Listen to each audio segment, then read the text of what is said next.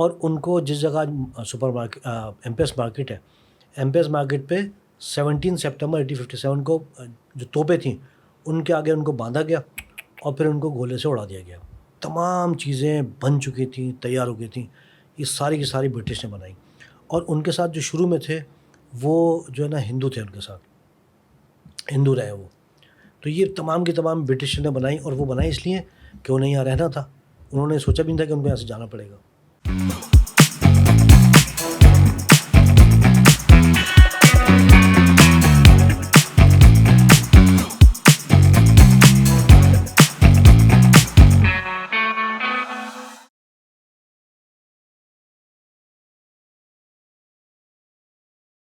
ہاں لیکن انہوں نے تو اتنے دیسی فوجی پیدا کر لیے تھے بنگال میں.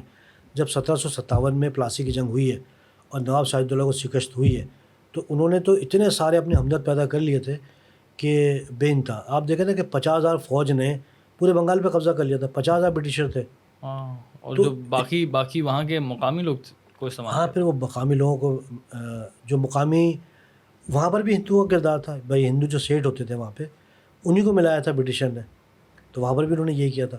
تو کراچی کی حد تک جو ہے وہ اس طرح ہے کہ کراچی میں انہوں نے نومل کی مدد سے اور اس طرح انہوں نے قبضہ کرا وہ. اب مجھے نا کراچی کے نام کی تاریخ بتائیں، کیونکہ کراچی کا نام جو ہے ایک تو کولاچی ریسٹورینٹ بنا ہوا ہے، تو ہم نے پڑھا ہے کولاچی، مائی کولاچی سے نکلا ہے، ٹھیک ہے. سو ایکچوئل میں کراچی کا نام کیا ہے، کیا تھا، کہاں سے نکلا یہ ورڈ کراچی، کیا تاریخ ہے اس نام کی؟ اچھا، کراچی جو ہے، کراچی کی نا ناموں کی جو تاریخ ہے ان کے جو وقت کا تعین ہے، یعنی دور کا تعین کرنا مشکل ہے. اس کی وجہ یہ ہے کہ جو اگر پرشین ہیں تو وہ الگ نام استعمال کر رہے ہیں، اور سب سے قدیم نام جو ہے نا کراچو رہا ہے، کراچا رہا ہے، کروکولا رہا ہے. یہ ورڈ کہاں سے آیا ہے؟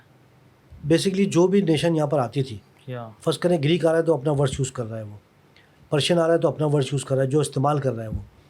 اور یہاں پہ تقریباً 500-600 سال پہلے جب سعید علی تھا، ایک کیپٹن تھا جہاز کا، اور وہ تھا ٹرکش لیکن اس کو عربی بھی آتی تھی.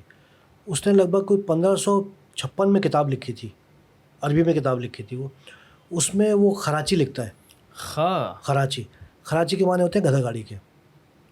اوکے، خراچی. تو ہمیشہ سے نا خراچی، خوراچی، کراتشی، جیسے اگر عربی آتے کراتشی، کراچی، کراچو، اور یہاں کے جو لوگ تھے وہ نارملی کراچو کہلاتے تھے. کراچو بھی نام رہا، کروکالا رہا، تو مختلف نام رہے. اچھا، اب آ جائیں اس بات کے اوپر کہ مائی کولاچی. میں نے اب تک جتنی بھی کتابیں پڑھی ہیں مجھے کسی بھی کتاب میں کہیں پہ نا مائی کولاچی کا ذکر نہیں ملا.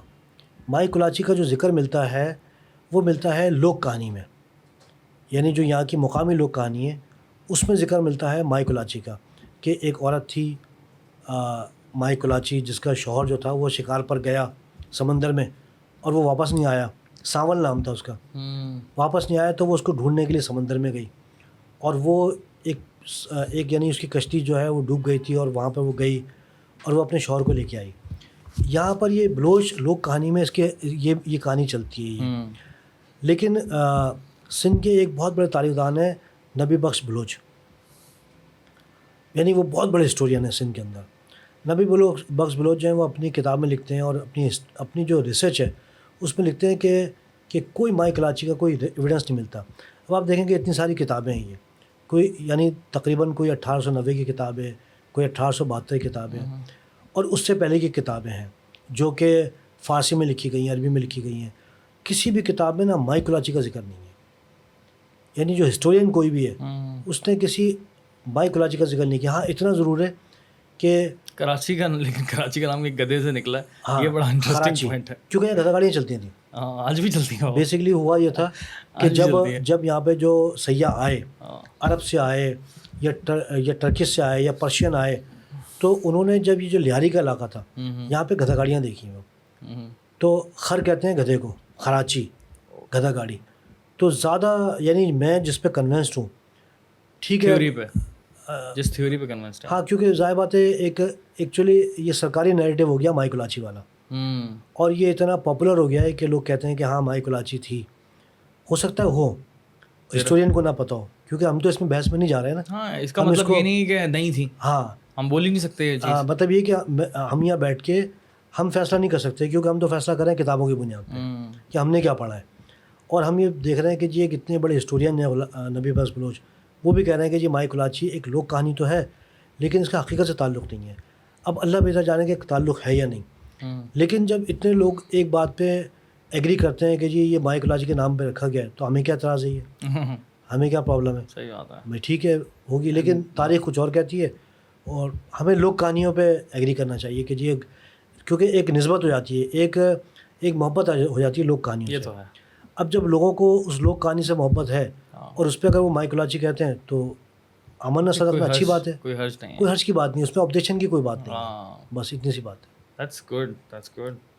اچھا مجھے یہ بات بتائیں بابا کہ ابھی جو ہے نا یہ سارے کے سارے پورٹس پر حملہ چل رہا ہے اور قبضہ چل رہا ہے برٹش کا, اور ابھی تک دلی پر قبضہ نہیں کیا, ٹھیک ہے. دلی پر ابھی بھی مغلوں کی حکومت چل رہی ہے, لیکن کراچی پر آ چکے ہیں انگریز. کراچی پہ کیوں ہیں؟ 1839 میں 1839 میں اس وقت جو ہے بہادر شاہ ظفر صاحب کی حکومت چل رہی تھی. حکومت تو چل رہی تھی لیکن لڑکھڑا رہی تھی, لیکن چل رہی تھی. دلی میں وہ تھے, دلی میں انگریز نہیں تھے. ہاں دلی میں نہیں. تو انگریز جو ہیں وہ یہاں پر کیوں آئے, دلی میں کیوں نہیں آئے سیدھا؟ دلی میں آتے تو وہی پورے ہندوستان پہ قبضہ ہو جاتا نا.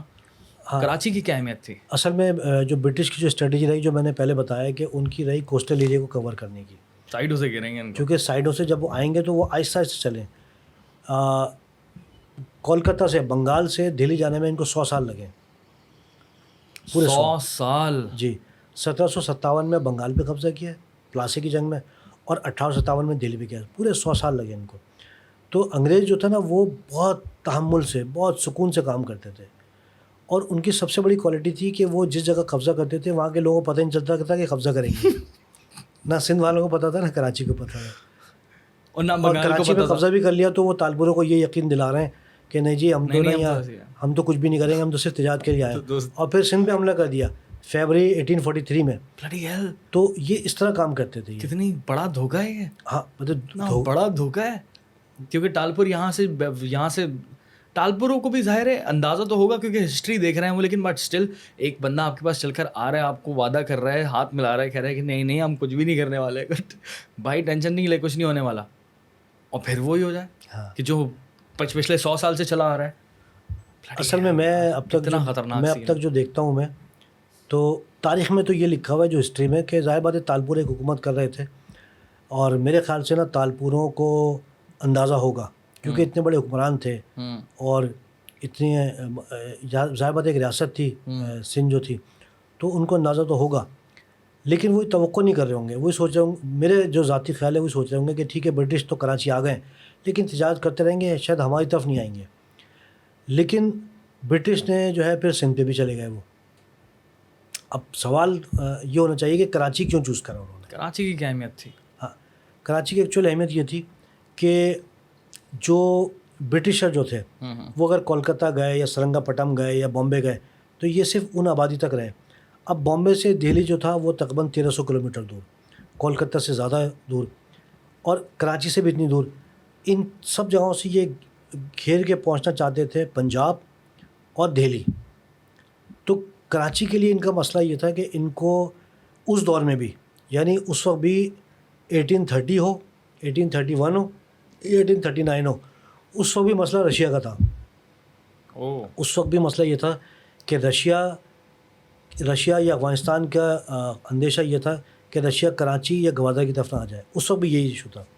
اس وقت جو برٹشر تھے وہ یہ سوچتے تھے, یہ کہتے تھے کہ کیونکہ رشیا ایک طاقت تو رہا ہے ہمیشہ سے, تو وہ یہ دیکھتے تھے کہ کہیں رشیا جو ہے وہ اس طرف نہ آ جائے, کراچی کی طرف نہ آ جائے.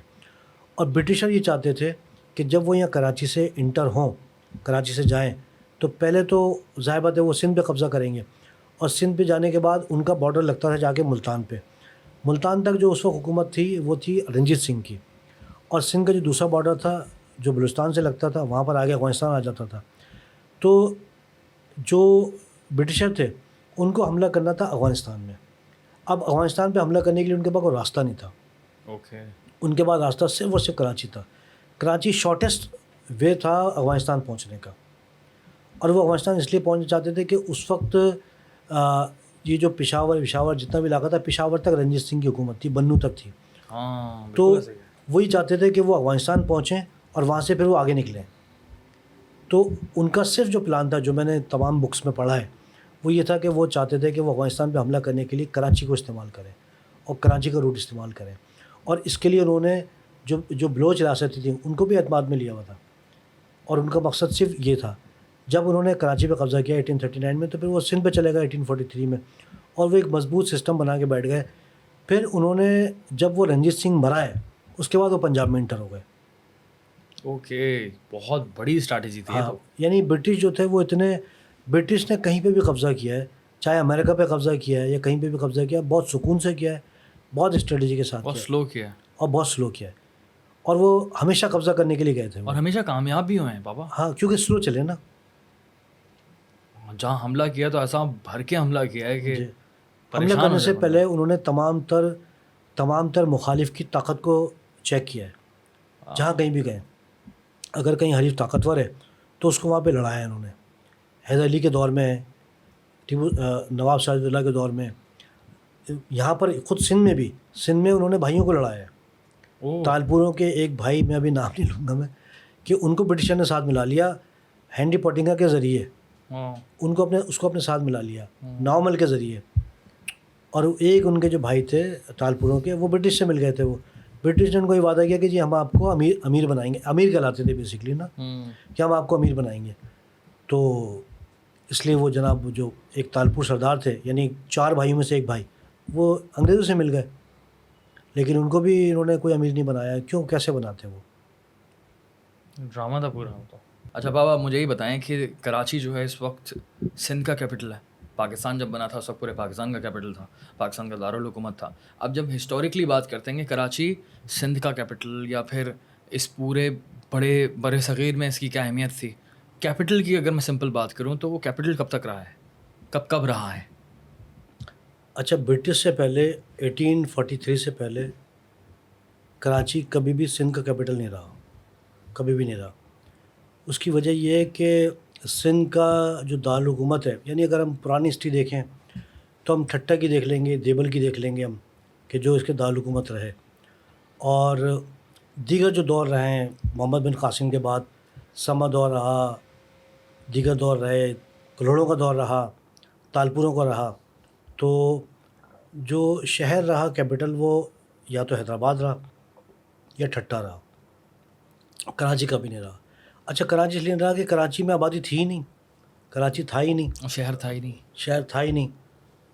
خود 1839 میں جب برٹش نے کراچی پہ قبضہ کیا، 1839 میں، 1839 میں، تو اس وقت کراچی کی جو آبادی تھی وہ تو بہت گندی تھی وہ. اور گندی مطلب؟ گندی سے مراد ہے کہ ایک آبادی تھی لیاری کی طرف، اور ایک آبادی تھی لیاری کی دوسری طرف. اور گندی سے مراد ہے کہ کوئی سیوریج نہیں، کوئی آبادی نہیں، کوئی گھر نہیں بنے ہوئے. اور لکھنے والے لکھتے ہیں کہ جھگیاں تھیں، ہٹس تھے، کچے مکانات تھے. جبکہ جو حیدرآباد جو تھا اور شکارپور جو تھا، بہت زیادہ ڈیولپمنٹ ہم بول سکتے ہیں کہ ڈیولپ نہیں تھا کراچی. تھا ہی نہیں، ڈیولپ تو کیا، زیرو تھا بالکل. جبکہ جو حیدرآباد تھا، حیدرآباد میں جس وقت قبضہ ہو رہا ہے کراچی پہ، تو حیدرآباد ایک ڈیولپ شہر تھا. حیدرآباد کی اس وقت آبادی تھی 30,000. اور کراچی کی تو آبادی 12-13,000. اور وہ بھی ڈیولپ نہیں نا، بیسکلی حیدرآباد تو ڈیولپ تھا. جتنے بھی امیر لوگ تھے پورے سندھ کے، وہ حیدرآباد میں رہتے تھے، اور جو ہندو سیٹ تھے وہ شکارپور میں رہتے تھے. تو اس لیے جو نا کیپٹل رہا. جب فروری 1843 میں جب برٹشر نے قبضہ کیا ہے سندھ پہ، تو مارچ کے مہینے میں انہوں نے یہ سوچا کہ ہم حیدرآباد کو ہی دارالحکومت بنائیں سندھ کا. مارچ کے بعد آپ کو پتہ ہے گرمی بڑھ رہی ہوتی ہے. 2 مہینے تو وہ رہے حیدرآباد میں، کیونکہ یہاں پہ کوئی مکانات نہیں تھے، کوئی چیز نہیں تھی، کوئی گیریزن نہیں تھے، کوئی کینٹونمنٹ نہیں تھا، کچھ بھی نہیں تھا کراچی میں.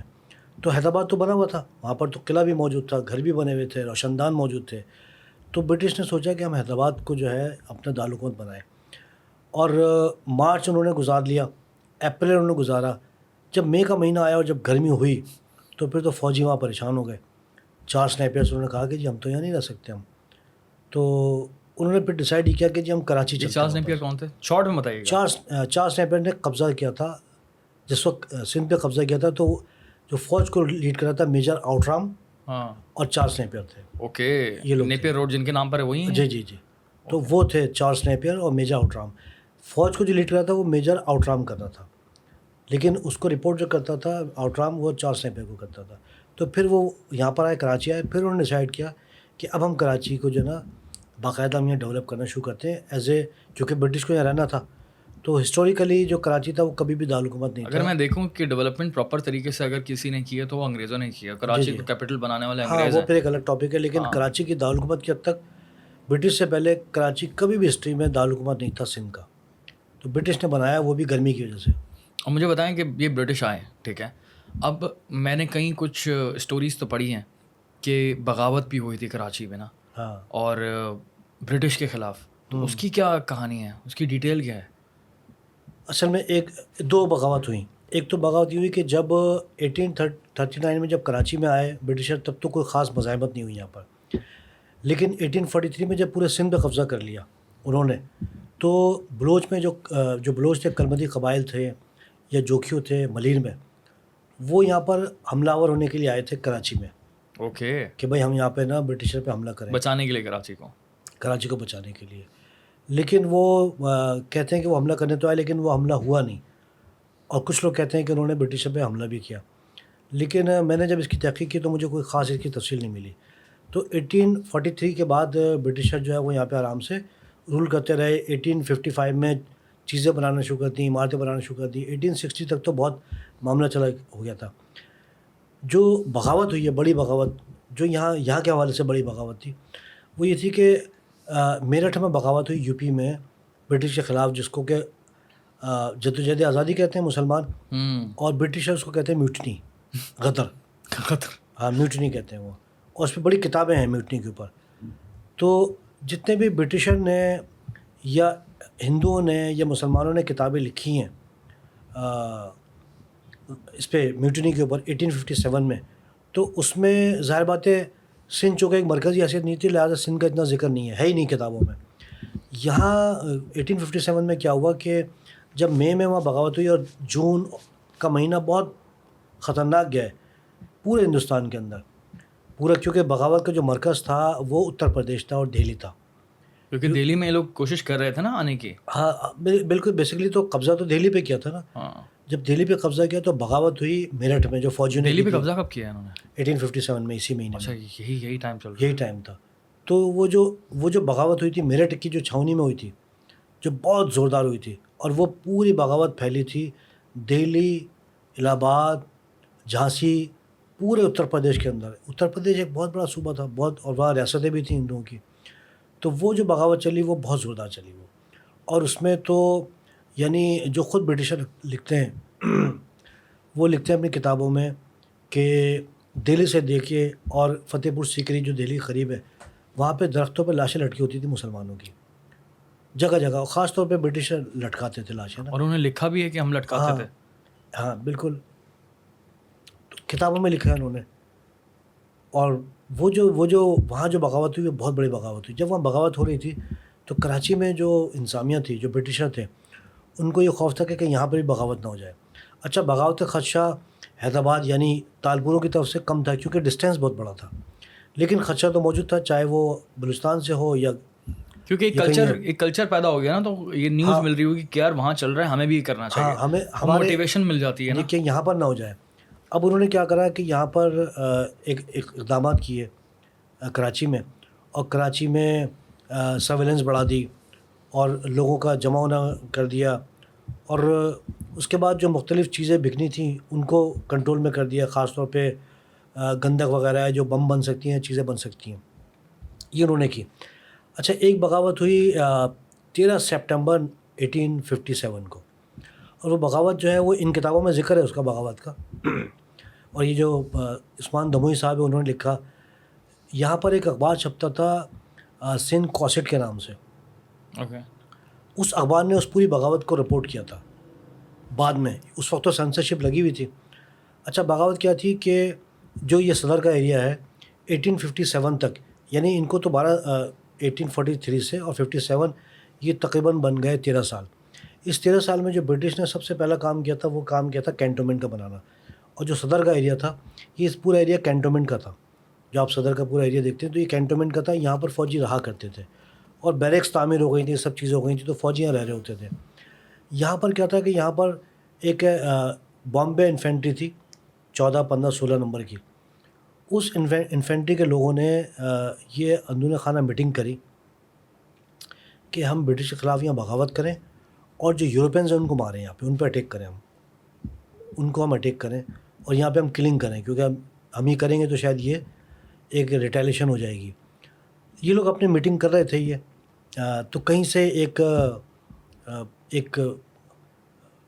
سمجھیں کہ خاکروب یا جمعدار کہہ لیں کہ وہ ان کی گفتگو سن رہا تھا ان لوگوں کی, اور اس نے گفتگو سن کے رات کے کوئی 2 بجے میٹنگ ہو رہی, وہ سیدھا چلا گیا میجر گریگ تھے ان کے پاس, ان کے بنگلے پہ گیا. اور میجر گریگ, اوکے, تو ان کے پاس بنگلے پہ گیا اور اس نے کہا کہ وہاں پر گارڈ سے کہا یا چوکیدار سے کہا کہ جی مجھے نا صاحب سے ملنا ہے. تو انہوں نے کہا جی صاحب تو سو رہے ہیں, رات کے 2 بج رہے ہیں, ابھی کیا کرو گے مل کے. تو اس نے کہا جی مجھے ملنا, بڑی اہم خبر دینی. اس نے کہا نہیں صبح خبر دینا. تو اس نے کہا کہ جی صاحب کو اٹھا دو, بہت بڑی خبر ہے, اور اگر تم نے خبر نہیں دی تو تم ذمہ دار ہوگے. میں کہہ رہا ہوں بہت بڑی خبر ہے, ورنہ میں بنگلے پہ کیوں آتا میں. تو چوکیدار نے کہا ٹھیک ہے. وہ گیا اندر اٹھانے میجر کو. تو میجر کو جب اٹھانے گیا تو میجر جب باہر آیا اس نے کہا جی ہاں کیا بات ہے. تو اس نے کہا کہ صاحب بات یہ کہ میں نے نا کچھ فوجی, وہ برٹش فوجی تھے, وہ میں نے فوجیوں کی گفتگو سنی ہے, اور وہ لوگ جو ہیں وہ ایک بغاوت کا پلان بنا رہے ہیں وہ, اور ان کا پلان یہ ہے کہ وہ برٹشر پہ حملہ کریں وہ, اور ان کی فیملیز پہ حملہ کریں. وہ سن کے تو اس کی حالت خراب ہو گئی. اس نے کہا اچھا, اور فوری وہ ٹینشن ہوا اور کپڑے تبدیل کر کے یہاں صدر کی طرف آیا. صدر کی طرف آ کے تھا کیا کہ 44 لوگ تھے کہ جنہوں نے بغاوت کا پلان بنایا تھا, اور یہ لوگ تھے اودھ, لکھنؤ اور دہلی سے تعلق رکھتے تھے. سارے ہندو تھے یہ, اور یہ بامبے ریجمنٹ کے اندر تھے, یعنی بامبے کے اس میں تھے انفینٹری کے اندر نا.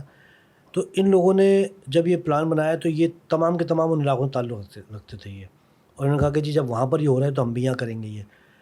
تو انہوں نے 2 گروپ بنا لیے. ایک گروپ تھا, وہ ایک تھا رام دین پانڈے کا, اور ایک سورج بالی تیواڑی کے نام سے. اوکے, 2 گروپ بن گئے, اور گروپ یہ بنے گا کہ ہم الگ الگ ٹولیوں میں ہم حملہ کریں گے. اچھا, جو رام دین پانڈے تھا وہ تو اپنے لوگوں کو لے کے نکل گیا, لیکن جو سورج بالی تیواڑی تھا وہ چھاؤنی میں رہا. وہ اتنے میں برٹش آ گئے. برٹش آ کے جو ہے انہوں نے سب کو ایک جگہ جمع کیا, کیونکہ جو صدر ہے آج اس طرح کا صدر تو نہیں تھا, یہ تو بالکل ایک سمجھے کہ ایک میدان تھا اور فوجیوں کی جگہ تھی یہ. تو جب سب کو ایک جگہ جمع کیا تو فوراً کہا کہ جی آپ اپنی رائفلیں چیک کراؤ, اور لوگوں دیکھا تو تقریباً 22 کے قریب لوگ کم تھے. رائفلیں چیک کی تھی, وہ رائفلیں لوڈ تھیں. تو جیسے رائفلیں لوڈ تھیں تو اس میں سے 2-3 لوگوں نے ایک دم مزاحمت کی تو ان کو وہیں مار دیا, 3 سپاہیوں کو. اور باقی لوگوں کو جو ہے گرفتار کرا, پوچھا جی بتائیں باقی لوگ کہاں ہیں. تو انہوں نے کہا جی رام دین پانڈے وہ گیا. رام دین پانڈے جو تھا وہ پہنچا تھا لیاری کی ندی تک پہنچا تھا, تو پیچھے یعنی ان کو جگہ نہیں مل رہی تھی. پہلے کے دور میں کیا ہوتا تھا, کھوجی ہوتے تھے. کھوجی 2 لوگ بھی ہوتے تھے, انسان بھی ہوتے تھے اور کتے بھی ہوتے تھے. یعنی پہلے کے دور میں کسی کو ڈھونڈنے کے لیے, کیونکہ کچے جگہیں ہوتی تھی نا, تو پہلے بڑے ایکسپرٹ لوگ ہوتے تھے, ان کو کھوجی کہا جاتا تھا. کھوجی کیا کرتے تھے, وہ قدموں پہ چلتے ہوئے جا کے نا پتہ کرتے تھے وہ لوگ. اور وہ جو کھوجی تھے انہوں نے جب یہاں سے کھوجتے ہوئے گئے تو انہوں نے کہا ادھر گئے. جب لیاری ندی کے پاس گئے تو انہیں وہ گروپ مل گیا پورا, جس نے بھی اٹیک نہیں کیا تھا, رام دین پانڈے کا. اور ان سے انکاؤنٹر ہوا, ان کو پکڑا, 2-3 لوگوں کو وہاں پہ مار دیا گیا. سورج بالی تیواڑی کو انہوں نے مارا نہیں تھا برٹش فوجیوں نے, کیونکہ وہ سرغنہ تھا. رام دین پانڈے کو بھی نہیں مارا, ان کو لے کر آئے. کچھ ساتھیوں کو, ان کو وہ 4-5 ساتھیوں کو مار دیا.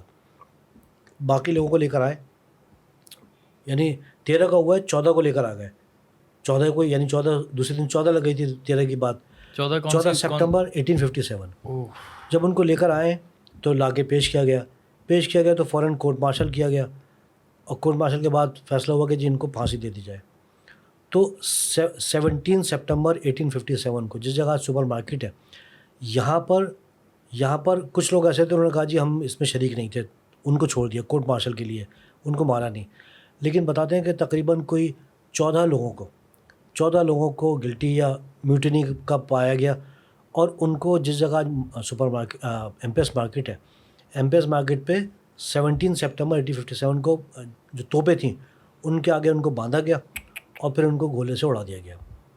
سو سیڈ. تو رام دین پانڈے بھی اور سورج بالی تیواڑی بھی. یہ بولے. اچھا جا.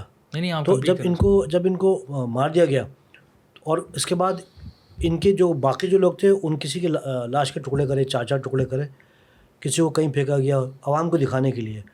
اور کچھ جگہ یہ لکھا ہے کیونکہ یہ اخبار میں اور دیگر جگہوں پہ یہ نیوز چھپیں، کتابوں میں آئیں، یہ تو عوام میں خوف کے لیے، یعنی یہ بتانے کے لیے کہ آئندہ اگر کسی نے بھی بغاوت کی ہمت کی تو ہم یہ حال کریں گے.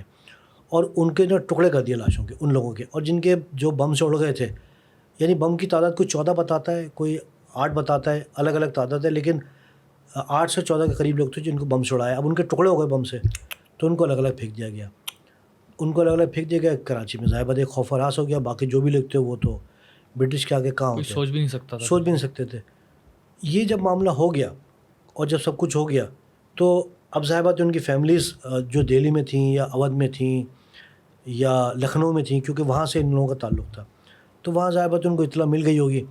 اچھا یہ بات ہے 1857 کی. اس کے بعد 5-10 سال بعد کیا ہوا کہ چونکہ ہندو تھے سارے کے سارے، تو کچھ ہندو فیملیز جب تھوڑا امن و امان ہوا تو لگ بھگ 1870 کے قریب کچھ لوگوں نے کیا کرا کہ جس جگہ پہ پھانسی دی گئی تھی اس جگہ پہ ان کی جو شردھانجلی جسے کہتے ہیں، یا شردھانجلی دینے کے لیے وہاں پہ لوگ ٹریبیوٹ دینے کے لیے وہاں پہ لوگ آ کے پھول ڈالنے لگے 17 سپٹمبر کو.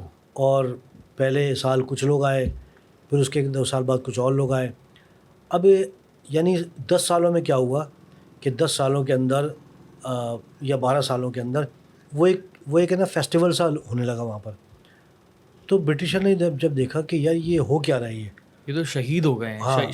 شہید والا مرتبہ مل رہا ہے ان کو. نہیں ہندو تو شہید نہیں ہوتا، لیکن وہ والا نا اسی طریقے سے. لیکن یہ کہ وہ تو ایک سمجھیں کہ انہوں نے ایک بہت بڑی ایک قربانی دی نا.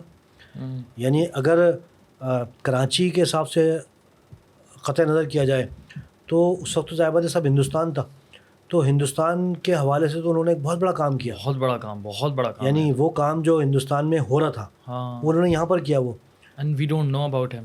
ہاں ہمیں ان لوگوں کے بارے میں کچھ بھی نہیں پتا، نہ انڈینس کو پتا ہے نہ پاکستانیوں کو پتا ہے. پاکستانی بھی چند لوگوں کو پتا ہے. ہاں پڑھایا نہیں، انڈیا میں بھی نہیں پڑھایا گیا. ہاں انڈینس کو ہو سکتا ہے پتہ ہی نہ ہو اس واقعے کا. ہاں ڈیفینیٹلی بتاؤ کہ اب تو پاکستان ہے، وہ تو پاکستان کے بارے میں جاننا بھی نہیں چاہتے. لیکن میں سنتا ہی ہوں کہ کچھ انڈین ہسٹورین نے جب میوٹنی لکھی تو انہوں نے ان کا رام دین پانڈے اور سورج بالی تیواڑی کا کہیں ذکر کیا، لیکن ایسا نہیں کیا کوئی خاص. حالانکہ یہ بہت بڑا واقعہ ہے، یہ بہت بڑا واقعہ ہے. یعنی اگر ہندوستان کی دیکھے جائے تو سمجھیں کہ وہاں کے لوگوں نے یہاں پر ہمت کی. ایک ہی علاقہ تھا نا، بات اس وقت تو کراچی پاکستان سندھ وہ والی کہانی نہیں تھی. اس وقت ہندوستان تھا. ان کو تو برٹش سے مطلب جو میرٹھ میں ہو رہا تھا، جو جھانسی میں ہو رہا تھا، جو دہلی میں ہو رہا تھا، جو پورے ہندوستان میں ہو رہا تھا، وہ وہاں پہ یہ کر رہے تھے. آزادی کی بات ہو رہی تھی یا بغاوت کی بات ہو رہی تھی. تو جب برٹشر نے دیکھا کہ بھائی ایک تو یہ فیصلہ، تو ایک رپورٹ بنائی گئی اور اوپر کے لوگوں کو یعنی برٹش کے لوگوں نے کہا کہ بھائی اگر یہ معاملہ چلتا رہا تو یہ تو ایک کہیں انقلاب والی پوزیشن نہ آ جائے یہاں پر، اور یہاں پر یہ معاملہ نہ ہو جائے، تو اس کو دیکھا جائے.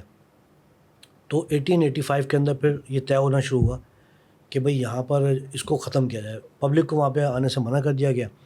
اور 1887 کے اندر یہاں پر جو آرکیٹیکچر تھے ان کو بلایا گیا.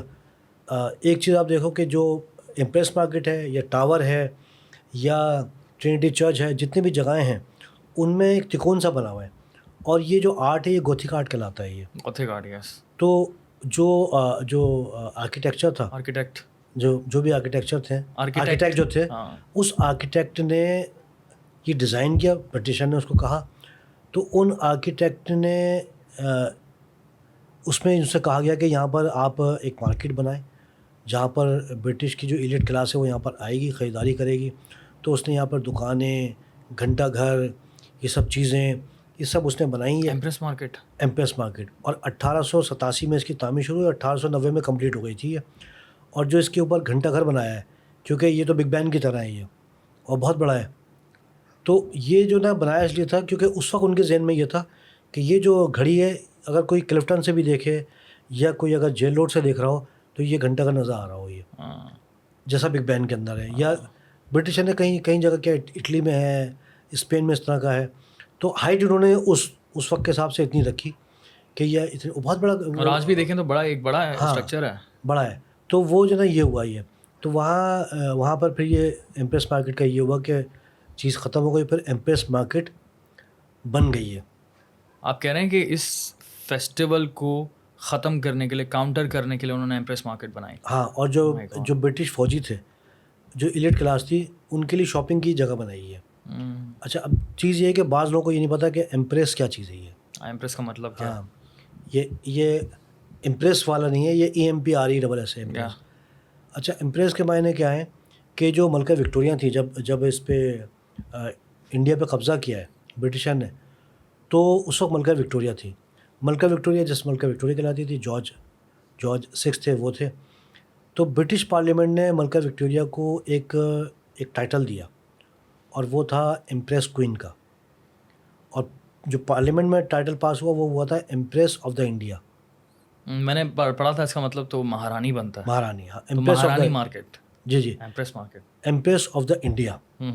اور اسی ایمپریس یعنی مہارانی, تو اسی ایمپریس آف انڈیا پہ جو کہ 1876 میں دیا جا رہا ہے, یہ برٹش پارلیمنٹ دے رہی ہے, اور ایمپریس آف دا انڈیا کا ان کو ٹائٹل مل رہا ہے. اسی ملکہ وکٹوریہ کے نام پر پھر یہ ایمپریس مارکیٹ بنائی گئی ہے. اوکے. اچھا بابا, اولڈ کراچی میں اگر ہم لوگ جاتے ہیں, ٹھیک ہے, تو اولڈ کراچی میں بہت سارے جگہیں ایسی ہیں جیسے کہ ہم لوگ کلب روڈ دیکھتے ہیں, ابھی ہم فریئر ہال دیکھتے ہیں, ایمپریس مارکیٹ دیکھتے ہیں, یا پھر وہ KPD والی بلڈنگ دیکھتے ہیں. اس کے علاوہ اتنی ساری بلڈنگ ہیں اولڈ کراچی میں اور اتنی زیادہ خوبصورت ہیں جو کہ لگتا ہے کہ یار یہ تو وکٹورین آرکیٹیکچر ہے, یہ تو انگریزوں نے بنایا ہے. تو اس کے پیچھے کیا اسٹوری ہے, کون کون سی عمارتیں انہوں نے بنائی ہیں, اس کے پیچھے کیا ہسٹری, تھوڑا سا بریفلی بتائیں مجھے. اچھا, بات یہ کہ جو برٹشر تھے ان کی نظر میں جو امپورٹنس تھی, ایک تو کلکتہ کی تھی جسے آج کولکتہ کہتے ہیں, ایک بامبے کی تھی, اور پھر کراچی کی تھی. تو کراچی ان کے لیے بہت امپورٹنٹ تھا وہ, اور جب امپورٹنٹ تھا کیونکہ انٹر ہونے کا وے تھا, بامبے بھی, کولکتہ بھی اور کراچی بھی. تو جب برٹشر یہاں پر آئے تو سب سے پہلے تو انہوں نے کینٹ کا ایریا بنایا, صدر کا ایریا. اس کے بعد فوری طور پہ 1855 میں یہ جو آج پورٹ بنی ہوئی ہے یہ بنائی, KPD بنائی, اور کلفٹن کا ایریا بنایا, ٹاور کا تھوڑا لیٹ بنایا. یہ ساری عمارتیں برٹش نے بنائیں. اچھا, برٹش نے کیوں بنائیں کہ بیسکلی جو برٹش سے پہلے جو کراچی تھا وہ ایک مچھروں کی بستی کہہ لیں, یا اگر ہم نے بات کی پہلے بھوجو مل کی یا نو مل کی, تو اس وقت تک جو کراچی جو تھا یعنی 1839 میں صرف 12,000 یا 13,000 کی آبادی, اور وہ بھی ایسی کہ جی ہندو جو رہ رہے ہیں, جو تاجر رہ رہے ہیں, ان کی اپنی الگ آبادی اور باقی آبادی لیاری کی طرف رہ رہی ہے. تو اس طرح کی آبادی تھی. لیکن یہ تمام چیزیں جس میں KPD ہے, ٹاور ہے, کلفٹن ہے, دیگر عمارتیں, جتنی بھی عمارتیں آپ کہہ لیں, کلب روڈ آپ کہہ لیں, گورنر ہاؤس کہہ لیں, گورنمنٹ ہاؤس کہہ لیں, جتنی بھی عمارتیں, چرچز ہیں, یہ سب کے سب برٹش نے بنائے. اس میں نا ایک چیز جو نوٹ کرنے کی وہ یہ کہ جتنی بھی عمارتیں ہیں وکٹوریہ اسٹائل میں اور گوتھک اسٹائل کے اندر ہیں. دوسرا یہ کہ زیادہ تر ایک ٹائم ایسا آیا ہے, وہ جو ایک پورا پیریڈ گزرا ہے میری وجہ ٹاور بنانے کا یا فیریئر ہال بنانے کا, کہ فیریئر ہال جو تھا وہ جو یہاں کے کمشنر تھے باٹلے فیریئر, ان کے نام پہ تھا. تو ان تمام جو عمارتیں تھیں, ایک یہاں پہ چیف انجینئر تھے مسٹر اسٹریچن, جی, ان کے نام پہ روڈ بھی اسٹیشن روڈ ہے. تو وہ جو مسٹر اسٹیچن تھے, تو وہ چونکہ چیف انجینئر تھے, تو برٹش گورنمنٹ ان کو ٹاسک دیتی تھی مختلف جگہیں بنانے کا, ضابط لینڈ ایلوکیٹ کرتی تھی. اچھا, زمین کا اندازہ لگا لیں کہ جو پورا ایریا تھا یہ, یعنی جو آج اولڈ ایریا ہے, آپ جیسے آج تصور کر لیں کہ صدر کا ایریا ہے, یا بنسوڈ ہے, یا پاکستان چوک ہے, یا سولجر بازار ہے, رنشو لائن ہے, یہاں کچھ بھی نہیں تھا. یہ جسٹ جنگل تھے یہ, بالکل کوئی آبادی نہیں تھی یہاں پہ, نتھنگ. برٹش کے آنے سے پہلے کوئی آبادی نہیں تھی یہاں پہ. اور جب پرانی تصویریں ہیں یعنی پرانی تصویریں کوئی 1876 کی ہیں، 1897 کی ہیں.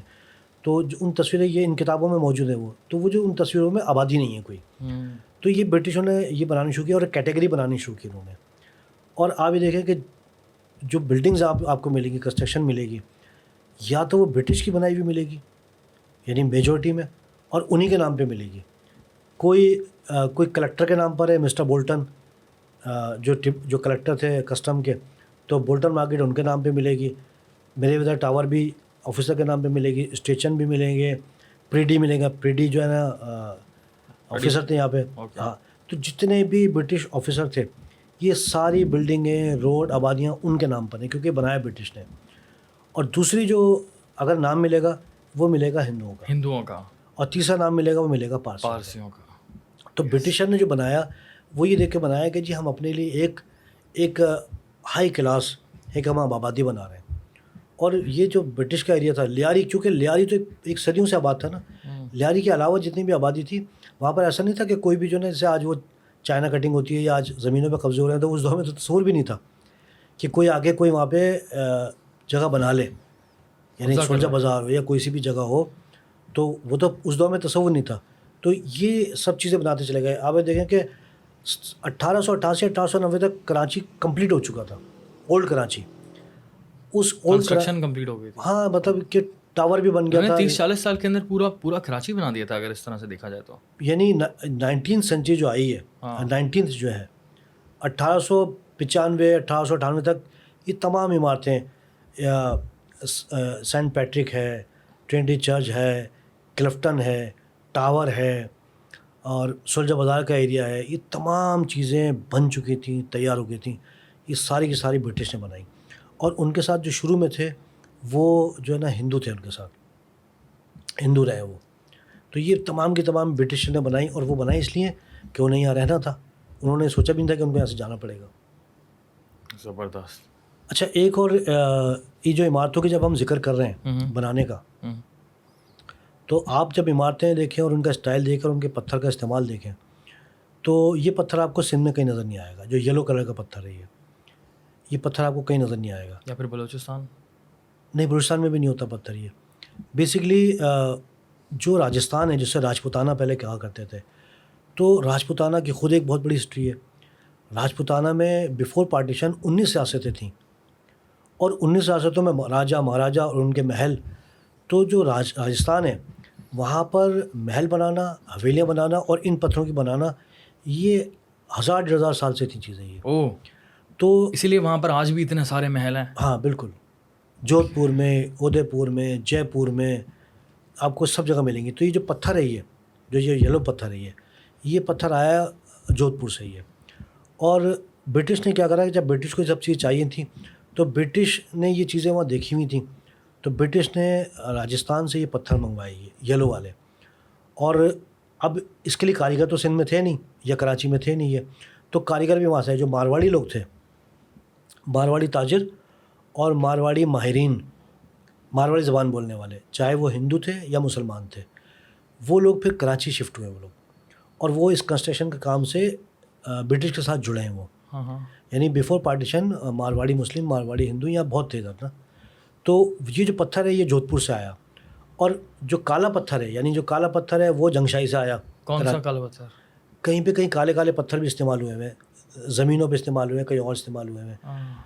اچھا، اسی طرح جو موزائک ہے، یعنی موزائک استعمال ہوا ہے، یعنی فیرر ہال میں ہوا ہے یا کسٹم ہاؤس میں ہوا ہے، کسی بھی عمارت میں جو موزائک استعمال ہوا ہے.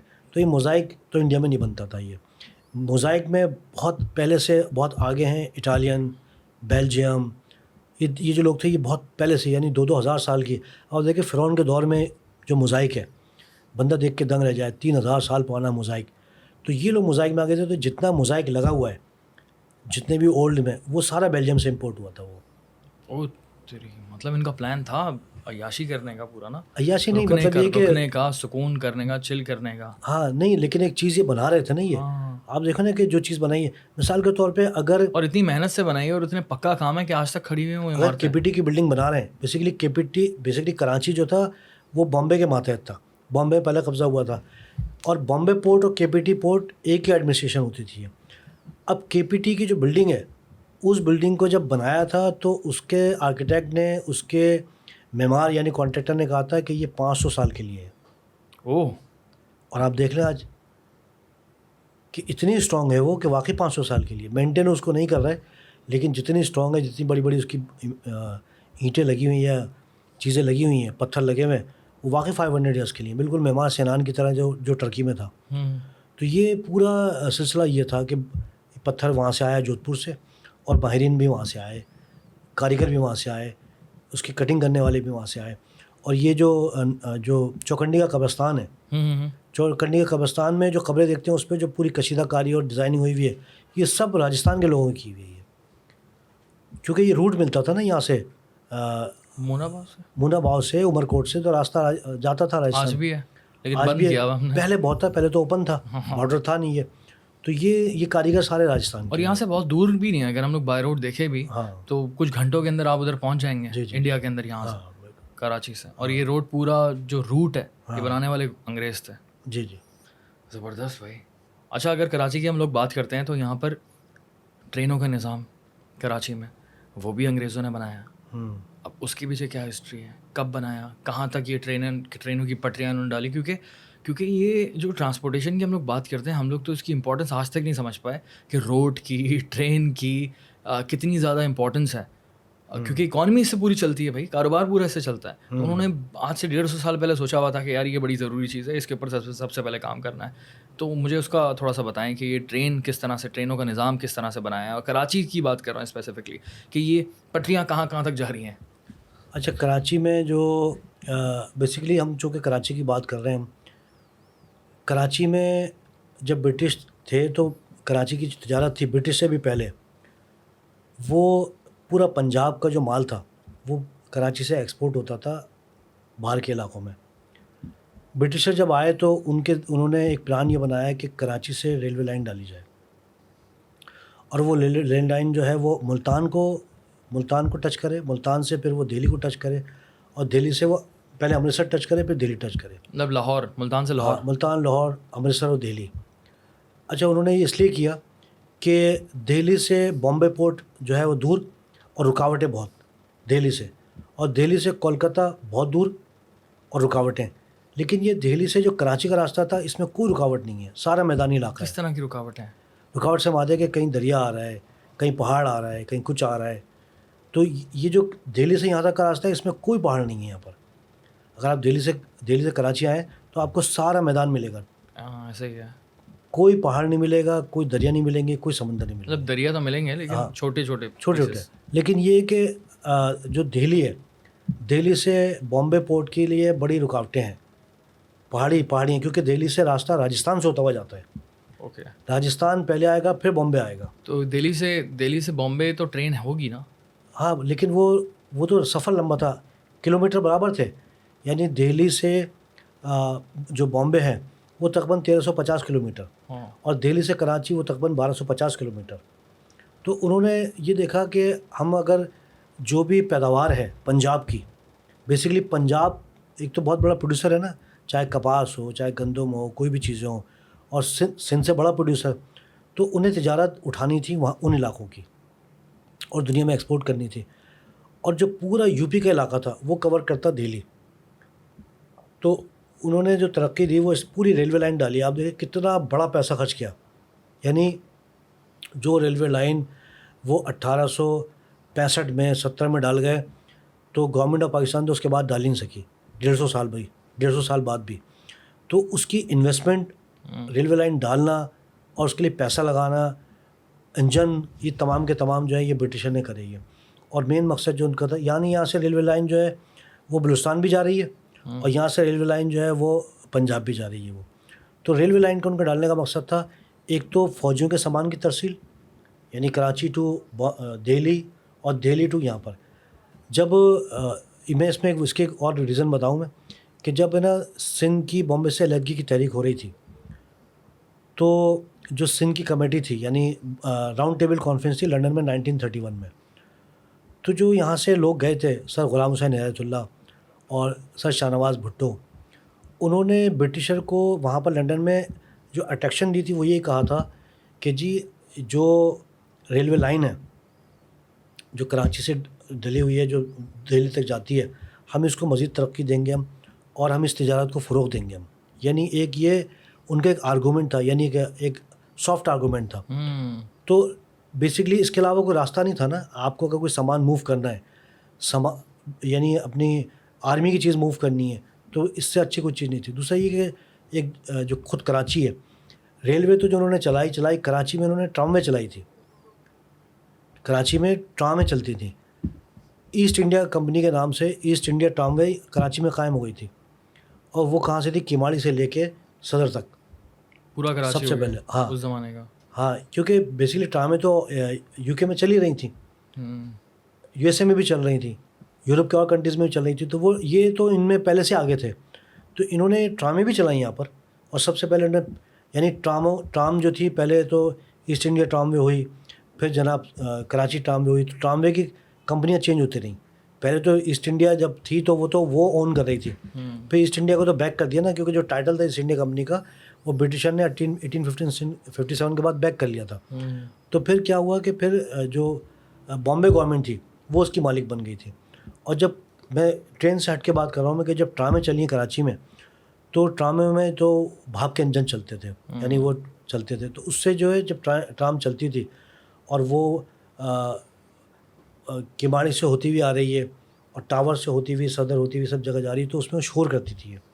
تو وہ جو شہری تھے کراچی کے انہوں نے اس پہ آبجیکشن کیا تھا کہ ٹرامیں چلتی ہیں تو ہماری نیند خراب ہوتی ہے، یہ شور کرتی ہے، ہمیں ڈسٹرب ہوتے ہیں ہم. تو انہوں نے کیا کرا برٹشر نے کہ جب اس کو ریلائز کیا، برٹشر کی سب سے اچھی چیز یہ تھی کہ وہ اچھی سے بات ہے کہ ٹھیک ہے انہوں نے ظلم کیا، قبضہ کیا، لیکن دو سائڈ بھی تو ہوتا ہے، لیکن وہ کام بھی کیا. وہ ریلائز کرتے تھے. آج اگر برٹشر ہوتے تو آج ہماری حالت نہیں ہوتی. وہ سنتے ہماری باتوں کو. تو وہ برٹشر جو تھے انہوں نے ان کی اپیل کو سنا اور پھر انجن ہٹا کے گھوڑے لگا دیے. بعد میں کچھ عرصے بعد وہ گھوڑے ہٹ کے پھر ٹرامیں چلنے لگی. جب محمد علی ٹراموے کمپنی بنی تو پھر وہ کیونکہ جب تک لوگ شور کے عادی ہو گئے تھے، لیکن 1887 کے اندر یا اس دور میں تو لوگوں نے آبجیکشن کیا کہ نہیں جی یہ ہمیں تو شور ہوتا ہے. تو انہوں نے جو مواصلات جسے کہتے ہیں یا اس کو بڑا فروغ دیا برٹش نے، اور وہ دیا تجارت کے لیے اور اپنی فوجی نقل و حمل کے لیے. اب آپ نے ابھی انگریزوں کی تو بات کر لی، برٹشرز کی بات کر لی. اب مجھے بتائیں کہ ہندوؤں اور پارسیوں کا کیا کردار تھا کراچی کی ترقی میں؟ اصل میں جب برٹش نے قبضہ کیا ہے کراچی پہ یا سندھ پہ، تو ظاہر بات ایک تجارتی مرکز بنتا چلا گیا ہے. یہاں جب کے پی ٹی بنا، پورٹ بنا، کیماڑی بنا، تجارت تو پہلے بھی ہوتی تھی لیکن ایک پورٹ بن کے تو اس کی اہمیت اور بڑھ گئی. تو اس سے کیا ہوا کہ جو پارسی جو تھے، بیسیکلی پارسی تو پرشین ہیں، اور یہ بہت پہلے مائیگریٹ کر کے انڈیا چلے گئے تھے بامبے. پارسیوں کا مرکز تھا بامبے. کراچی جو تھا یعنی 1860 میں یہاں پہ کاروبار بوسٹ ہونا شروع کیا، یعنی ایکسپورٹ اور تجارت بوسٹ ہونا شروع ہو گئی. آبادیاں بننے لگیں یہاں پر، جو پرانے مکان تھے وہ ختم ہونے لگے.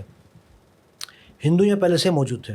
ایک ٹائم ایسا آیا کہ ہندوؤں کی آبادی زیادہ تھی، یعنی جب برٹش آئے تو اگر 14,000 کی آبادی ہے یا 13,000 کی آبادی ہے تو 9,000 ہندو تھے اور مسلمان کم تھے. پھر ایک ٹائم ایسا آیا کہ بلوچستان سے بہت سارے بلوچ مائیگریٹ کر کے یہاں پہ آنے لگے، کیونکہ لوگوں کو کام کرنے کی ضرورت تھی.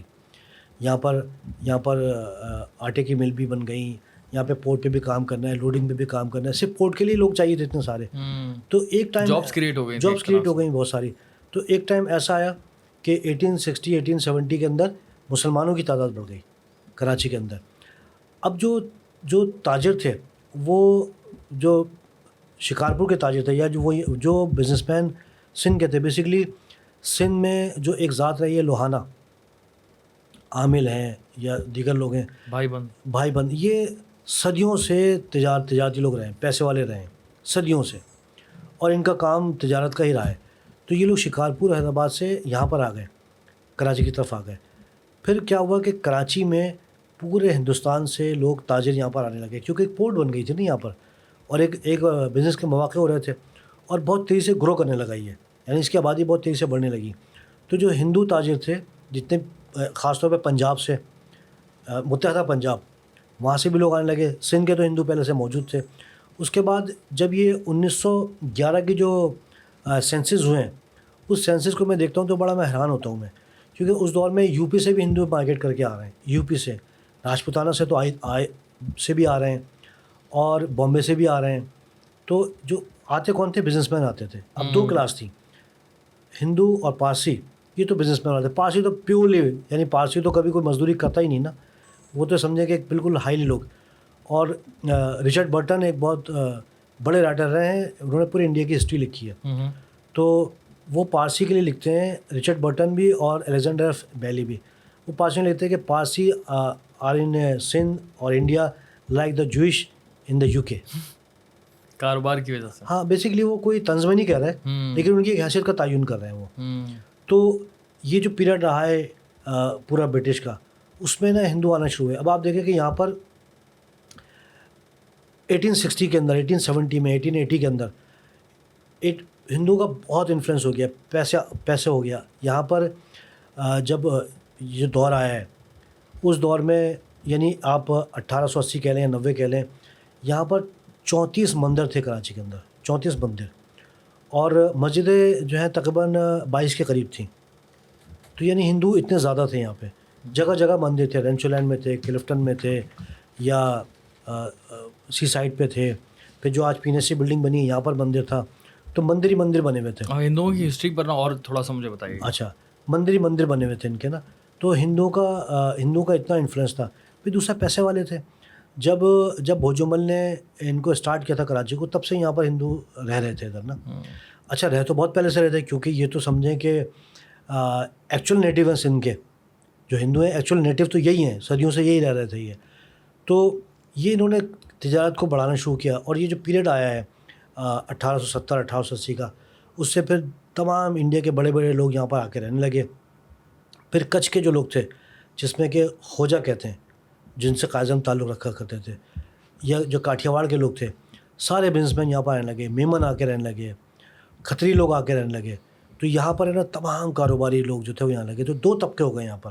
دو طبقے کیا ہو گئے کہ ایک تو ہندو ہو گئے جو کاروبار سے تعلق رکھتے تھے, اور ایک ہو گئے مسلمان کہ جو کسی بھی پیشے سے تعلق رکھتے تھے, چاہے وہ کوئی بار برداری کا یعنی مال اٹھانے کا ہے, کام کرنے کا ہے, پورٹ کا کام ہے, یا کسی بھی ہندو تاجر کے ساتھ جو بھی اس وقت کے تجارت کے حساب سے چیزیں تھیں, چاہے وہ گدھا گاڑی چلانی ہے, ہاتھ گاڑی چلانی ہے, چیزیں ٹرانسفر کرنی ہے, تو وہ ساری چیزیں جو ہیں وہ مسلمان کر رہے ہوتے تھے. اور جو ہمارے جو کچھی لوگ تھے, جو کہ کچھ سے آئے تھے, پیسے والے کاٹھیا واڑ سے لوگ آئے تھے, جیسے عبداللہ ہارون صاحب کی فیملی تھی اور دیگر لوگ تھے, وہ پیسے والے لوگ آئے. یا جو خوجے لوگ تھے وہ پیسے والے لوگ تھے. تو یہ پھر دو طبقے ہو گئے یہاں پر نا کاروبار کے اندر. اور جو کراچی کی, جیسے میں نے پہلے بھی کہا کہ اگر آپ ساری سڑکیں اور روڈ دیکھیں تو کراچی کی جو تعمیر کی ہے, تو کراچی کی تعمیر برٹش نے کی ہے, ہندوؤں نے کیا اور پارسیوں نے کیا. آپ 1947 سے پہلے جتنی بھی تعمیرات آپ دیکھ لیں وہ ان لوگوں نے کی. اولڈ کراچی میں کتنے سارے بلڈنگیں ایسی ہیں جہاں پر دیوناگری میں کچھ لکھا ہوا ہے, ہندی زبان میں کچھ لکھا ہوا ہے. ہمیں تو نہیں سمجھ آتا, لیکن آج بھی لکھا ہوا ہے. ہاں, نہیں, اگر لینگویج پہ بات کرو گے تو پھر میں ایک الگ سے اس کا جواب دوں گا میں, کیا کہ وہ دیوناگری میں کیوں لکھا ہے, کیا معاملہ ہے, یا سندھی کیا تھی یہاں پر, کس طرح کی تھی, وہ ایک الگ ٹاپک ہو جائے گا. لیکن کیا ہے کہ یہاں یعنی اگر ہم ایک چیز یہ لے کے چلیں کہ کس طرح آبادیاں بنی, کیا بنی, تو اس میں نا ہندو کا ایک کردار رہا ہے.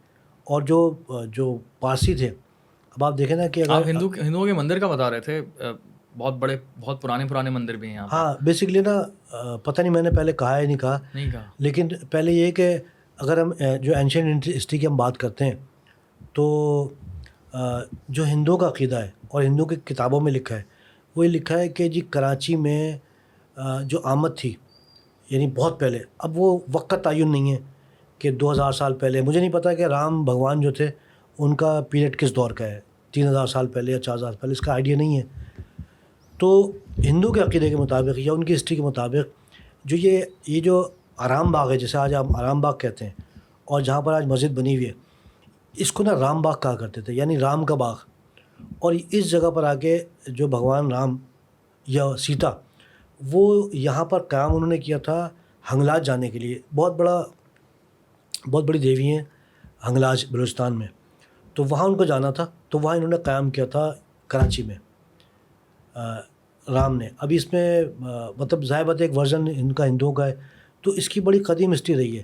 اب ہم تو کبھی پہلے ہم بات کر رہے تھے کہ 2000 سال پہلے کی یا برٹشر کی یا کچھ اور, لیکن یہ کہ الگ الگ ہے نا تاریخی. لیکن ہم ڈاٹس جب کنیکٹ کرتے ہیں تو اندازہ ہوتا ہے نا کہ آرام باغ ایکچوئل نام رام باغ سے نکلا ہے. دین اس کے پیچھے کیا ہسٹری, کوئی نہ کوئی تو ہسٹری ہوگی. رام باغ تو دین وہ مندر کا بھی آپ نے بتایا تھا نیٹو جیٹی والا جو مندر ہے. ہاں, نیٹو جیٹی کے بعد جو مندر ہے وہ بھی بڑا پرانا ہے. وہ کتنا پرانا ہے؟ وہ ہے ہوگا کہ میرا خیال ہے کوئی کہا تو 400-500 سال جاتا ہے, لیکن ہو سکتا ہے زیادہ ہو. وہ تو کوئی جو ہندو ہسٹورین ہے وہ بتائیں گے. جی بالکل. میں جب ایک جگہ جاب کرتا تھا تو ایک شکارپور کے ایک تاجر تھے, ان سے میری بڑی باتیں ہوتی تھی ہسٹری کے اوپر, کیونکہ ہسٹری میرا شوق رہا ہے 1985 سے خاص طور پہ. تو اس وقت میں سوالات کرتا تھا ان سے, وہاں اس وقت کچھ نالج ملتی تھی. اور یہ چیز میں نے سنی ہوئی تھی ان سے, اور مجھے نا جب انہوں نے کہا کہ یہاں پر جو نا بھگوان رام آئے تھے اور سیتا آئے تھے, تو میں نے ایک مذاق کی بات سمجھی ہے. میں نے سوچا یار یہ مذاق کریں, لیکن جب میں نے بکس پڑھی میں تو پھر مجھے اندازہ ہوا کہ نہیں وہ بات صحیح کہہ رہے تھے وہ. لیکن یہ کہ ایکچوئل چیز ہے کہ جو ہسٹری ہوتی ہے وہ صحیح بتانی چاہیے, جو بھی ہسٹری ہو.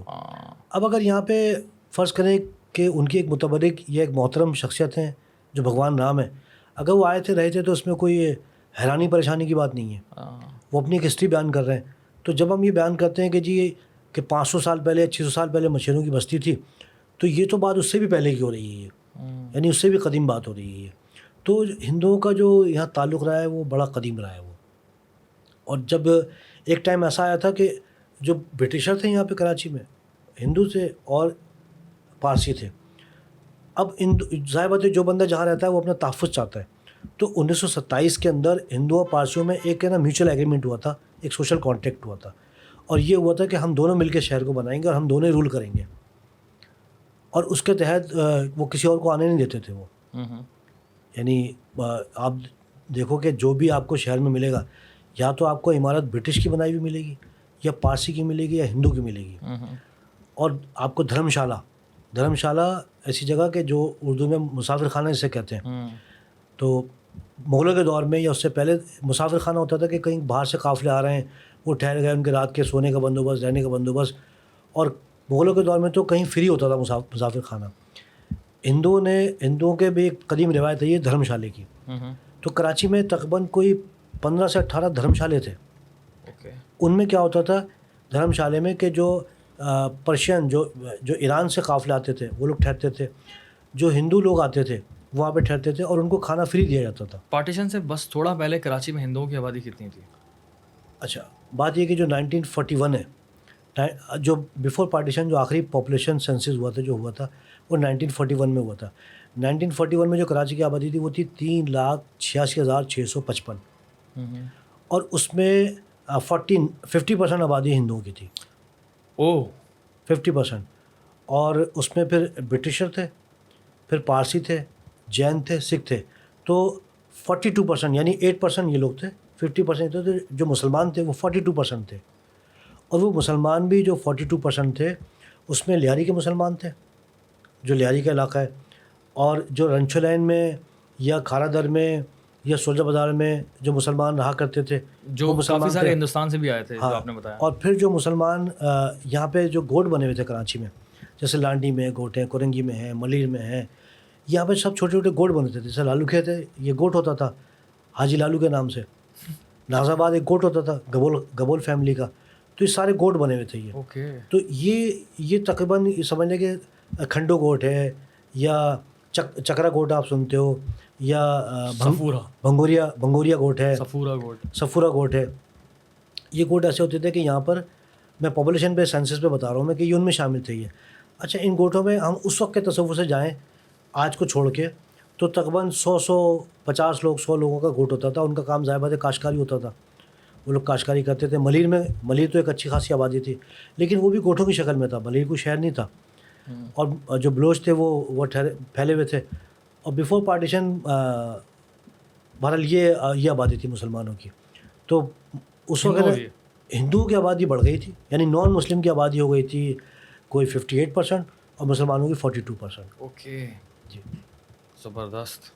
اچھا مجھے پاپا بتائیں کہ ابھی ہم لوگ نے بات کی کہ برٹشرز نے یہ تعمیر کیا, ہندوؤں نے یہ تعمیر کیا, پارسیوں نے تعمیر کیا, مسلمانوں کی بھی کوئی نہ کوئی کردار ہے اس شہر کے اندر پری پارٹیشن.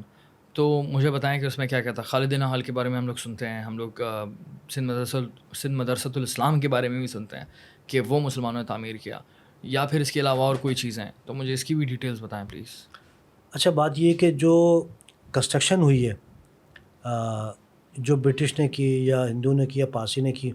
اب کراچی جو ہے وہ کتنا تھا کہ لیاری اور آپ کا کلفٹن کا ایریا, سولجر بازار, رنشور لائن, صدر کا آپ کا علاقہ آ گیا, کلفٹن کا علاقہ آ گیا, اور یہ پورا علاقہ, اور اس کے بعد جمشید روڈ پر آ کے, یعنی جمشید روڈ بھی نہیں تھا, گرو مندر پہ آ کے آپ کی آبادی ختم ہو گئی. اور یہ گرو مندر کے پاس جو اسلامی کالج ہے یہاں تک بنگلے تھی, شکارپور کالونی کہلاتا تھا, عامل کالونی.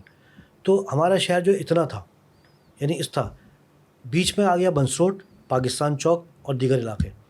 اب یہ تمام کی تمام چیزیں یہ تعمیر ہوتی چلی گئیں. جو مسلمان تھے, یعنی جو مسلمان تھے وہ ظاہر بات ہے وہ جو بلڈنگیں ہیں خاص طور پہ کھارا در یا میٹھا در میں وہ بنا رہے تھے, وہ ان پراپرٹی بنا رہے تھے ایز سچ, کیونکہ یہ جو پوری ٹیریٹری تھی اس کے اندر مزید کچھ کرنے کی تو گنجائش تھی نہیں, یعنی بنانے کی, تعمیر کرنے کی, کیونکہ یہ شہر اس دور کے حساب سے تو بڑی بڑی چیزیں ساری, ہاسپٹل ہیں اور پورٹ ہیں, چیزیں ہیں, گورنر ہاؤس ہے, یونیورسٹی تو نہیں تھی, خالی ڈی جے تھا, سندھ آرٹس کالج بنا تھا اس دور میں.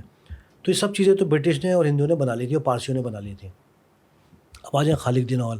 خالق دینہ ہال جو ہے وہ ایک خالق صاحب تھے, خالق دینہ ہال تھے, انہوں نے بنوایا تھا یہ. اچھا, انہوں نے بنوایا تھا اور انہوں نے خرچہ کیا تھا یہ. اور اس دور میں ایک بہت بڑا ہال تھا, اس کے اندر 500 لوگوں کی کیپیسٹی تھی بیٹھنے کی, ابھی بھی ہے.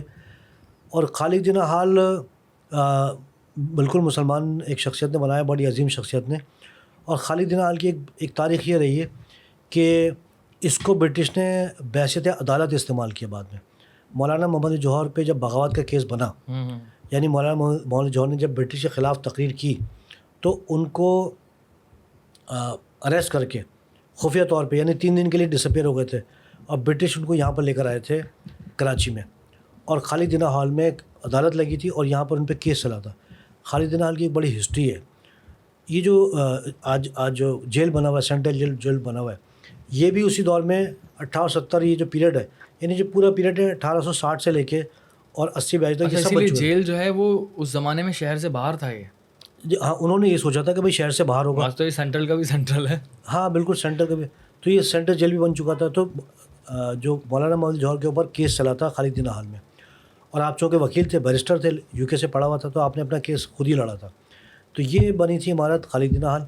دوسرا رہا سندھ مدرسے کا. سندھ مدرسے کی ہسٹری یہ ہے, ہسٹری یہ ہے کہ جو حسن علی آفندی ہیں, حسن علی آفندی جو تھے وہ ایک بہت اچھے وکیل تھے حیدرآباد میں, اور اچھے وکیل تھے, اور وہ وہاں پر برٹش کے ساتھ ضابطہ تھے.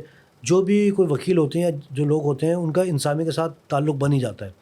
تو حسن علی آفندی کا ایک بہت اچھا تعلق بن گیا تھا برٹش آفیشل کے ساتھ حیدرآباد میں.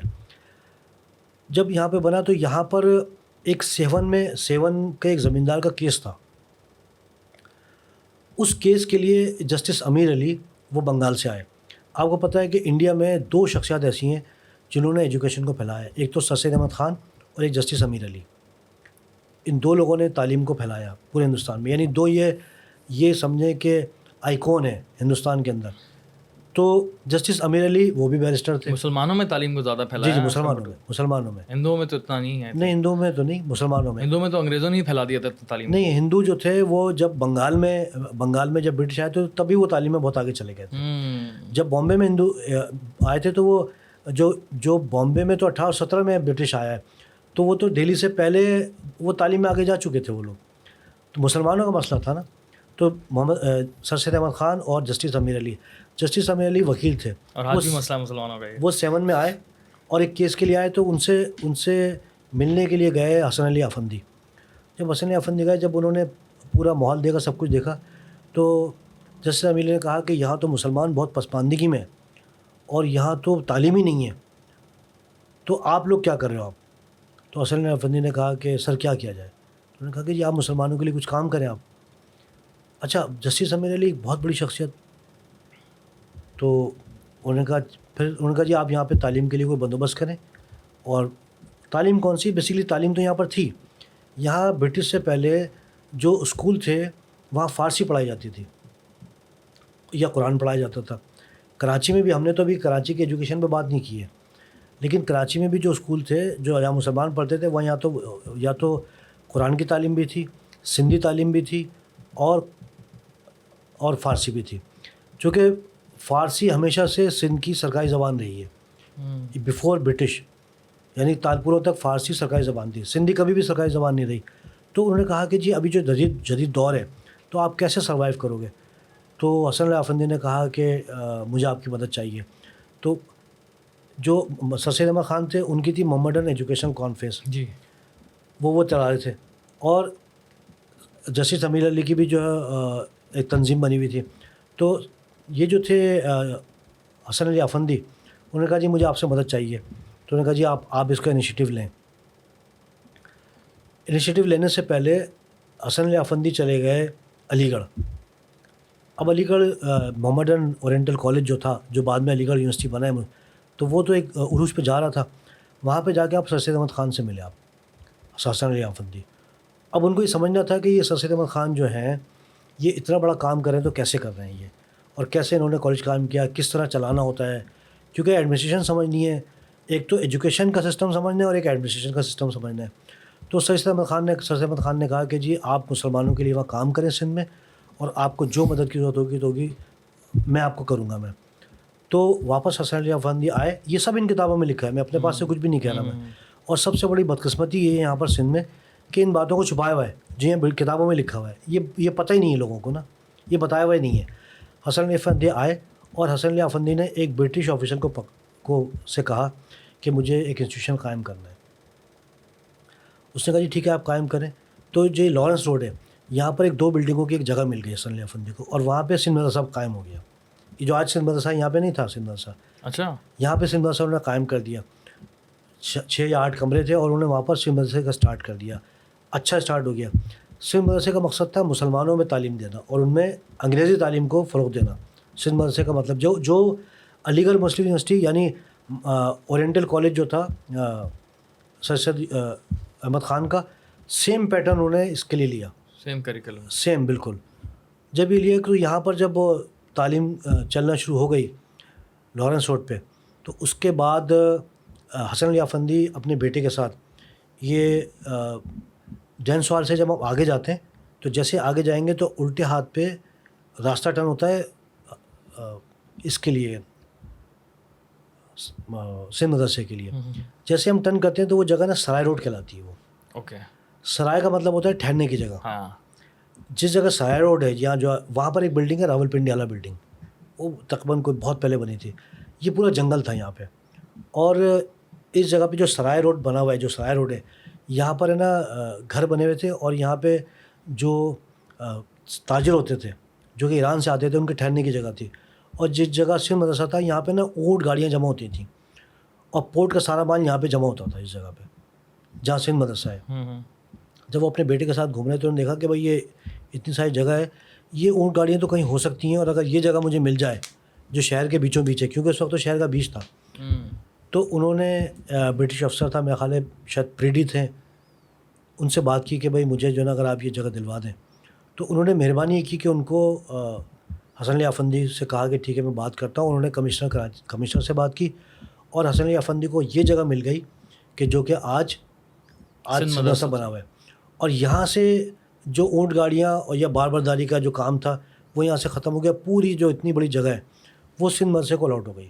اچھا ہے کیا کہ اس کے بعد حسن علی آفندی نے کیا کرا کہ برٹشر نے جب بھی کوئی چیز بنائی ہے، یعنی کوئی اسکول یا بنائے یا چیزیں بنائی ہیں، کچھ چیزیں تو پوری گورنمنٹ فنڈڈ ہوتی تھیں، اور کچھ جگہوں پہ وہ پبلک کو ایڈ لیتے تھے وہ کہ بھائی آپ کچھ آپ لگاؤ، کچھ ہم لگائیں گے ہم. تو برٹشر یہ کرتے تھے. یہ جب سندھ مدرسے کا آیا تو زمین تو انہوں نے دے دی، اور سنتے ہیں کہ فری دی وہ. اس کے بعد یہاں پہ تعمیر کا مرحلہ آیا. جب تعمیر کا مرحلہ آیا تو انہوں نے یہ کہا کہ جی ہم آپ کو ایڈ دیں گے لیکن آپ خود بھی اس میں کچھ کریں. تو حسن علی آفندی یہاں سے پھر یو پی گئے، دہلی گئے، اور وہاں جا کر انہوں نے چندہ جمع کیا جسٹس امیر علی کے تعاون سے، سید احمد خان کے تعاون سے. یہ میں ان کتابوں کی مدد سے بتا رہا ہوں میں، کیا بات ہے، کیونکہ مجھے تو نہیں پتہ نا یہ.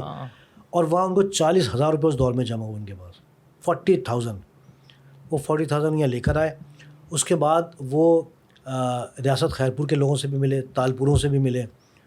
یعنی تالپور تو اس وقت ختم ہوئے تھے لیکن میر موجود تھے. اور ریاست جو خیرپور تھی جو میر کہلاتے تھے انہوں نے بھی چندہ دیا.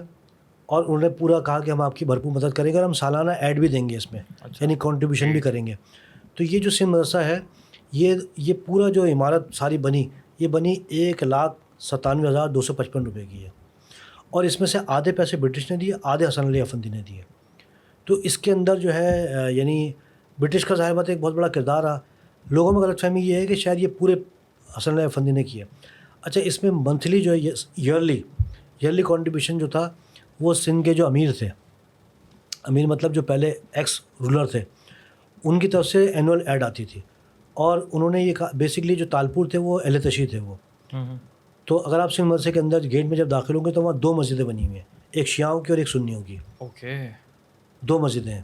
تو انہوں نے تالپوروں نے یعنی ایلیٹ کلاس کے لیے بن رہا تھا یہ, سنی بھی اور شیعہ بھی, اور یہ مسجدیں بھی اسی دور میں بنی ہیں, دونوں مسجدیں. تو جو تالپور تھے وہ اہل تشیع تھے وہ, تو ان کے بچے اور ان کے تمام جو اس دور میں آپ رائل کہہ لیں, جو ایکس رائل تھے, ان کے بچے پھر یہاں پہ پڑھنے کے لیے آئے یہ سندھ مدرسے کے اندر. اور سندھ مدرسے میں پھر بڑی بڑی قابل لوگ یہاں پر پڑھے یہاں پر. لیکن سندھ مدرسے میں بھی جو زیادہ تعداد تھی وہ ہندوؤں کی رہی, وہ مسلمانوں کی بھی رہی, ہندوؤں کی بھی رہی, جیسے ڈی جے کالج میں رہی. تو یہ سلسلہ رہا سندھ مدرسے کا. اچھا, اگر اگلا جو ایک سوال تھا قائد اعظم کا, قائد اعظم نے صرف 3.5 سال پڑھا ہے سندھ مدرسے میں, کیونکہ قائد اعظم کے جو والد تھے وہ ہم لوگوں نے تو اپنی معاشرتی علوم میں یہی پڑھا کہ قائد اعظم جو ہے وہ سندھ مدرسہ اسلام میں اپنی ابتدائی تعلیم وہاں سے حاصل ابتدائی تعلیم حاصل کی. بیسکلی قائد اعظم جو تھے وہ تقریباً 6 سال کی عمر میں نے ایڈمیشن لیا تھا, 3.5 سال پڑھا انہوں نے. اس کے بعد ان کے والد جو جنا پونجا تھے وہ دوبارہ بامبے چلے گئے تھے. بامبے سے پھر واپس آئے. وہ واپس آنے کے بعد قائد اعظم جو نا سینٹ لارنس اسکول تھا لارنس روڈ پہ, وہ بامبے یونیورسٹی سے ایفیلیٹڈ تھا. وہاں سے پھر آپ نے میٹرک کیا قائد اعظم نے, سندھ مدرسے سے نہیں کیا. اوکے, سندھ مدرسے سے نہیں کیا. نہیں سندھ مدرسے, یہ بالکل ایک عام سی بات ہے یہ. تو جو سینٹ لارنس اسکول تھا وہاں سے آپ نے میٹرک کیا, جو بامبے یونیورسٹی کے انڈر آتا تھا. تو یہ ہسٹری ہے پوری سندھ مدرسے کی. زبردست.